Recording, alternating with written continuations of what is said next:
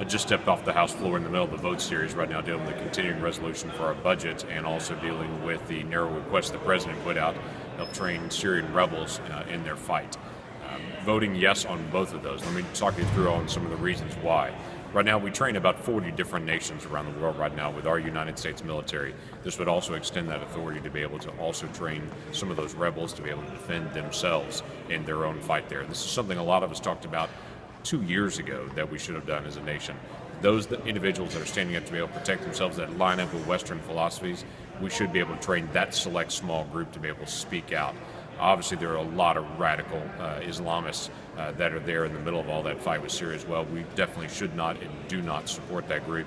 But those that do share our values, we should also support as well.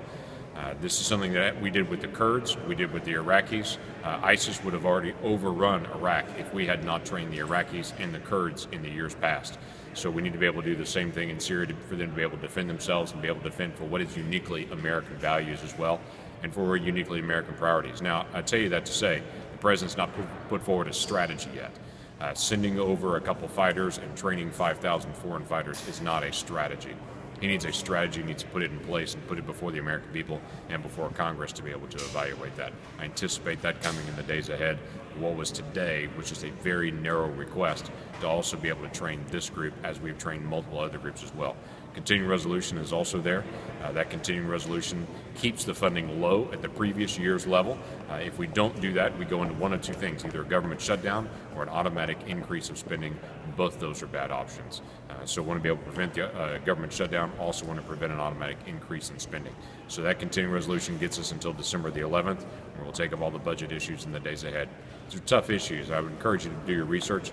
I spoke on the floor earlier to give more detail on some of the things that the amendment dealing with the Syrian rebels does and what it does not do as well.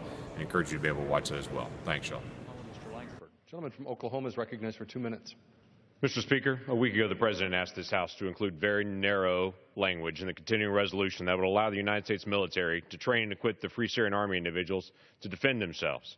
I can understand why any soldier in any country would want training for the United States military. They're the best trained, equipped, disciplined, and moral fighting force in the history of warfare. Many members of this body and of the administration have asked for months for greater training in the Free Syrian Army. If we had not previously trained and equipped the Iraqis and the Kurds, ISIS would have already overrun Iraq and would have already moved against our allies in the region. I rise today to voice a concern, though, of the people of Oklahoma. We believe that this administration has a habit of twisting every bill into what they want it to say rather than what it actually says. So I wanted to clarify this amendment. This is not an authorization for the use of military force in Syria. The President's not asked for that authority, and the Congress has not extended it. In 2001, this body gave specific authorization to President Bush to use, and I quote, all necessary and appropriate force against those nations, organizations, or persons who he determines, now get this, who he determined planned, authorized, committed, or aided the terrorist attacks that occurred on September the 11th, 2001. The fighters currently on the battlefield with ISIS were about 8 years old on 9/11. The leaders of ISIS were teenagers. So unless this administration is able to show evidence that a group that did not exist on 9/11 or that 8-year-olds in Syria planned, authorized, committed, or aided in the terror attacks of 9/11, the AUMF is not in effect from 2001. This body is willing to deliberate and to engage the American people in the sobering question of the use of military force, but we are not willing to abdicate our constitutional responsibility.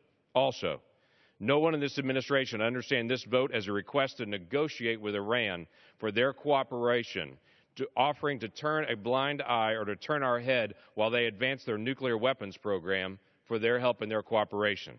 The world should not have to choose between ISIS or a nuclear Iran. Both are unacceptable.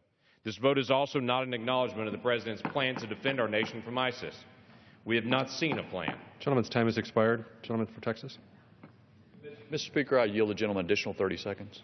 Gentleman is recognized for additional 30 seconds. Thank you, Mr. Speaker, and thank you, the gentleman from Texas. This vote is not an acknowledgement of the President's plan because we haven't seen a plan. Bombing some of ISIS facilities and training 5,000 foreign fighters is not a plan. If ISIS is a direct threat to the United States, we should treat them that way. Do not make the American people second-guess the threat by saying that the American people will be protected by the Free Syrian Army. While I stand in support of this amendment today, the conversation must not end here.